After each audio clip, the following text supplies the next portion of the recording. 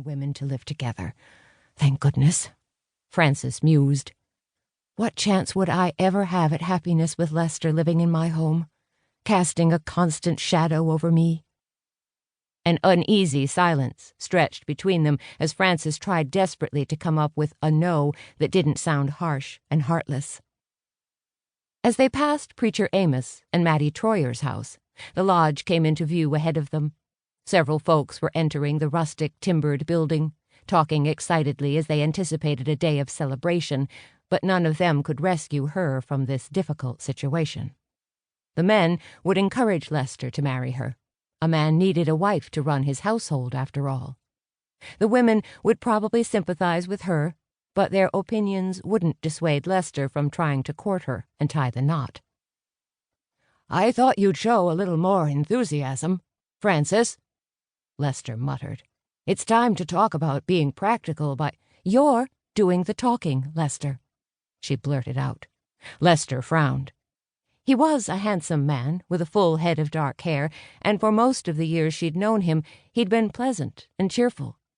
But his wife's passing had beaten him down. He needed time to grieve, because he'd also lost his son, not to mention Floyd, his brother and business partner, which had taken a huge emotional toll as well. The downward lines on Lester's face were etched so deeply that Frances wondered if he'd completely lost his ability to smile. "I'm only doing what Floyd would have wanted," he protested. "You can't tell me you enjoy being alone, now that he's gone. With Gloria around, I never lack for company or entertainment," Frances pointed out, hoping to change the subject. "If she's not baking something to impress Alan Troyer, and probably burning it, bless her heart, she's dreaming up other ways to get his attention. Are you sure you want to deal with her romantic fantasies and her fear of ending up a maidel?" she teased. "I raised a couple of girls, you know," Lester reminded her gruffly. "Gloria needs a father figure to tell her what a husband is really interested in, and to see that she spends her time preparing to be a wife instead of flitting around and flirting." Frances looked away, her heart sinking further. At 23, with a mind of her own, Gloria wouldn't take kindly to Lester's advice. In January, Frances's younger daughter, Mary Kate, had married Roman Schwartz, whom Gloria had already set her heart upon, so Gloria was determined to marry Alan, despite his protests that he wasn't interested in her. Life with her older daughter was an emotional roller coaster ride, and Frances doubted that Lester's presence would improve that situation.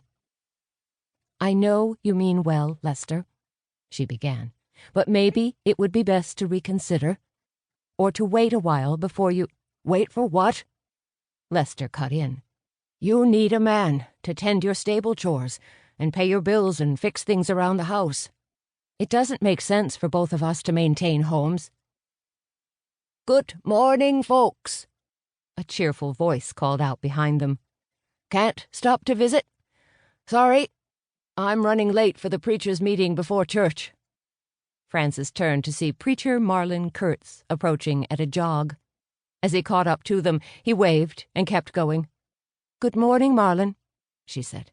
"It's a beautiful day for a wedding."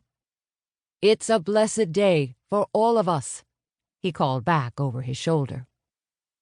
Frances smiled at the preacher's enthusiastic response. When Marlin had arrived at Promise Lodge with his family for a fresh start after losing his wife, he'd agreed to serve as the deacon and to preach occasionally because their church district already had 2 preachers, Amos Troyer and Eli Petersheim. Marlin manufactured barrels in a small factory he'd built beside the home he shared with his son and daughter-in-law. The Kurtz family had been a welcome addition to the Promise Lodge community. "Well, we might be blessed, but that doesn't mean we're happy," Lester remarked sourly as he followed Marlin's progress toward the lodge. "You and I aren't finished discussing my idea, Frances. It's my earnest prayer that you'll come to see reason sooner rather than later, so we can both get on with our lives." With that, Lester strode off toward a group of men who'd gathered on the lodge's front porch, leaving Frances to gape after him. "I'm getting on with my life."